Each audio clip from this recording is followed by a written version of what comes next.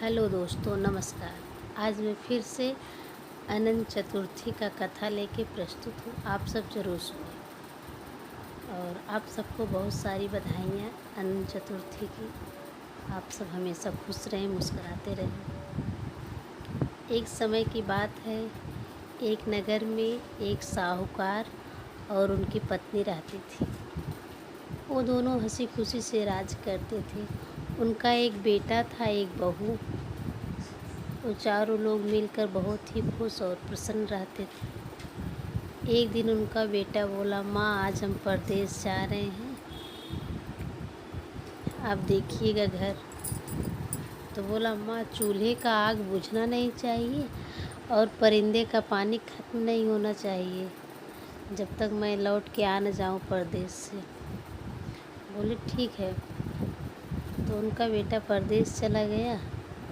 Daily परिंदे का पानी ख़त्म होने से पहले उनकी बहू उसमें पानी भर देती थी और चूल्हा बुझने से पहले उसमें आग जल जाता था। ऐसे ऐसे बीतते गया दिन। एक दिन उनके परिंदे का पानी भी चुक गया और चूल्हे का आग भी बुझ गया। तो बहू देखी, गई कुएं से पानी भर के लाई, परिंदे का पानी रख दी और चूल्हे में आग भी बुझ गया था।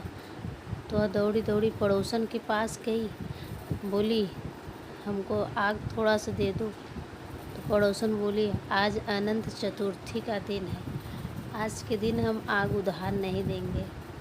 तो वहाँ से वह लौट के चली आई और बोली, आज के दिन किसी किसी कोई चीज़ उधार नहीं देना चाहिए।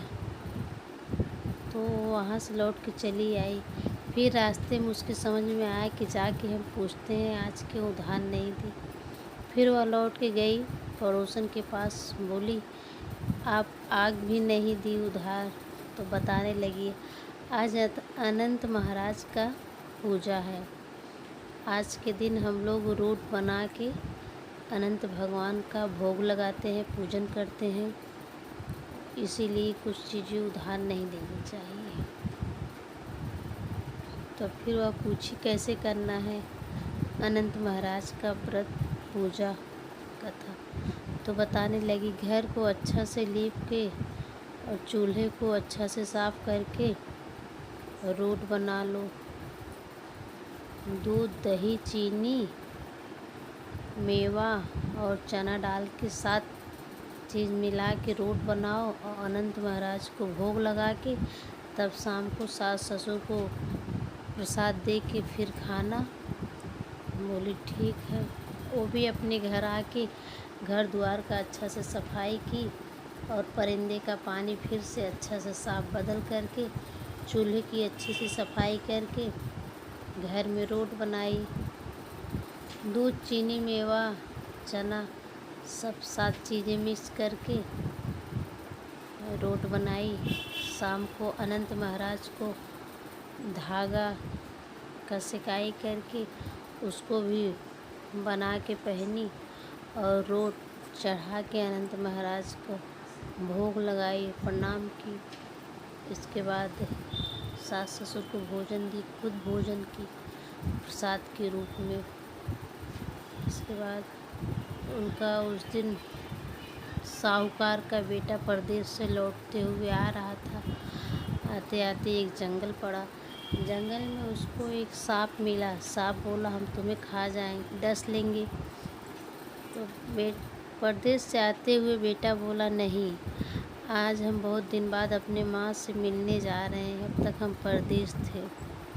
तुम रात को हम अपने माँ से मिल लेंगे, उसके बाद आके हमको डस लेना। हम अपने पत्नी की चोटी ज़मीन पे लटका देंगे पलंग से, उसी से चढ़ के आके हमको डस लेना। नाग देवता मान गए, बोले ठीक है, रात को आके हम आपको डस लेंगे। कहते हुए परदेश से आता उसका बेटा अपने घर पहुंचा। अपने माँ से, बाप से, पत्नी से, सबसे उसका मुलाकात हुआ। अब उसको दिन भर बेचैनी सा लगा हुआ था, रात हुआ कैसे। उसकी पत्नी सो गई तो वह अपने पत्नी का चोटी ज़मीन पे लटका दिया। उसको नींद नहीं आ रही थी, यही सोच के कि आज सांप आएगा हमको डस लेगा। और उधर उसकी पत्नी रोट बना के अनंत महाराज की पूजा की थी और रोट अपने पति के लिए रख दी थी। तो सांप चोटी से चढ़ के बिस्तरा पाया। फिर जो रोट बना था, रोट में 7 चीज़ें पड़ी थी।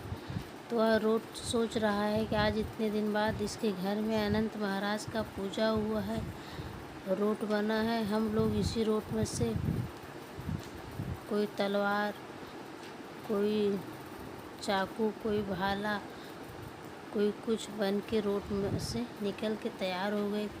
हम लोग आज सांप को मार डालेंगे, सांप को इसको डसने नहीं देंगे, नहीं तो ये रोट भी नहीं खा पाएगा, इसका पूजा भी व्यर्थ जाएगा। इसी तरह जैसे ही चोटी पकड़ के चोटी के सहारे सांप चढ़ा, उसमें से सारे खाने रोट से सारे 7 औजार तैयार होके सांप को मार के ढक दिए।